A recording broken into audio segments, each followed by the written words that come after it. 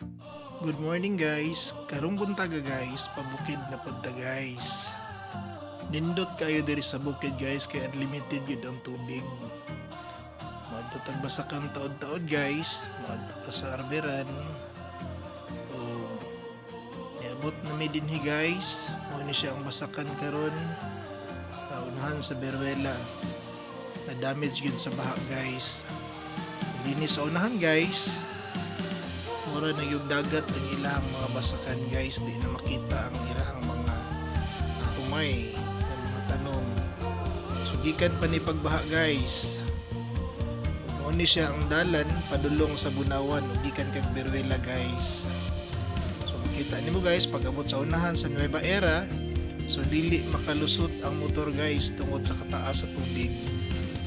So kinahanglan traverse ka pinaagi sa pagsakay og pangbot guys. So walay pagduha-duha guys. Among gisakay among motor, gisakay na mi og bangka. So amo na gipakyaw guys para makalakaw dayon mi guys. So ingon sa operator, duol ra daw. 2 minutes ra daw ang biyahe guys. O nang dali-dali gidayon mi sakay. O tagaliog ra daw ang baha guys. Mandi ra kayo hadlok kay tagbaw gid taglang yan ni.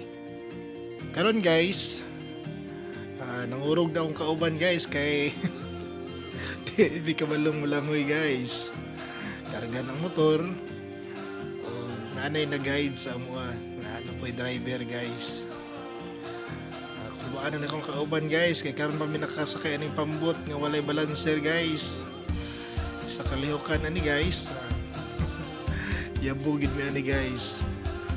Nagsugod na og larga ang bangka guys padung dito sa unahan nga dili maabtan og baha. So ani siya ang padung og Bunawan guys. So naay mga balay guys, so makita ninyo guys yung ilalom puros gid na siya tubig guys. So abot na dinhi sa isa ka sitio guys. So makita ninyo guys nga ang tubig pertig yung taas sa luoy kay ang mga tao guys kay wala gid sila mahimo. Taman daw sa atop ang tubig diri guys katong baha. Last na baha. So nagtuon mi guys nga abot na mi. So ami kahibaw nga sinugdanan pa din ni guys. Perti man ding layo guys. Mo na kong kauban guys okay nasulod ng tubig sa bangka.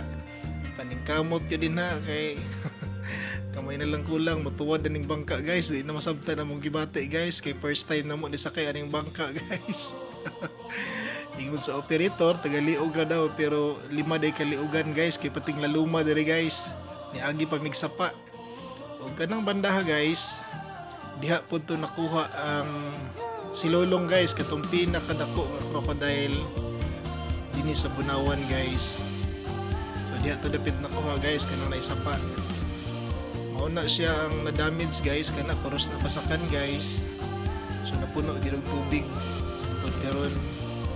So luoy gid kayo guys. So, mao pa to guys oh. Mao pa to ang amo ang adtuon guys katong unahan pa gid kaayo, layo pa day kaayo guys.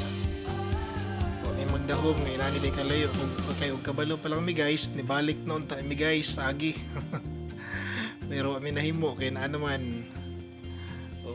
Taod-taod guys. Nakatabok na mi sa sapa guys. Ug hapit na mi mudunggo sa kadtong wala maabot og baha nga kalsada guys. Yun anak kadako ang damage dinhi sa basakan guys, dinhi sa Bunawan guys. Bunawan area ni siya karon guys. So sa unahan niabot na gid mi dinhi guys. Almost 20 minutes po ang amo ang biyahe guys. Nagtuo mi nga 2 minutes ra mao ni sakay mi kay nakabaw pa mi nga 20 minutes day guys. Nibalik na lang ta mi sa among agi. Mao nilang dalan dire. O nagwasig na mi guys. Kay pating lapukas sa among mga tiil, pating lapukas sa among motor. O niabot na mi sa Arberan guys. Mao na siya guys. Salamat kayo guys sa pagtan-aw. Till my next vlog. Thank you.